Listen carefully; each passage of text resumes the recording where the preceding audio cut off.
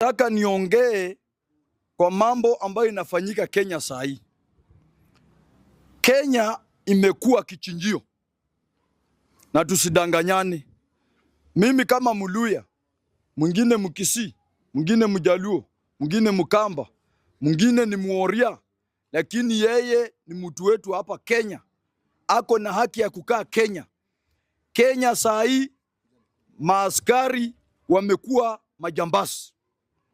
Kitambo ulikuwa unashikwa na polisi, unapelekwa sel, unabukiwa, unaenda kotini. Lakini administrator yenye iko saa hii ambayo inaongozwa na William Samoei Ruto, wale mapolisi wa Ruto wakikushika ni kuuawa.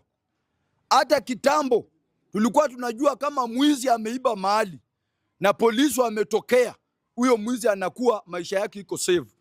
Lakini kwa saa hii ati polisi wanakutoa kwa nyumba, wanaenda wanakupeleka kwa sel, wananunua guns, wanakuchapa, wanakuua. Mimi kama Nuru Okanga nataka niseme kifo ya Albert imeumiza watu wengi sana. Kifo ya Albert imepatia Kenya aibu kubwa sana. Hakuna mtu amefurahia kifo ya Albert.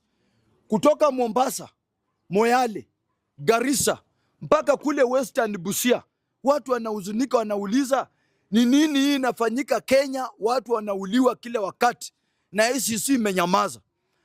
ICC ingekuwa imesummon Ruto haraka iwezekanavyo, na hata kama isipo summon Ruto, isummon hao makubwa wa polisi, wakina Lagat, wakina nani, huyu mkubwa wa internal security Murkomen, aende aeleze ni nini yeye ako kwa sekta ya polisi, nini inaendelea.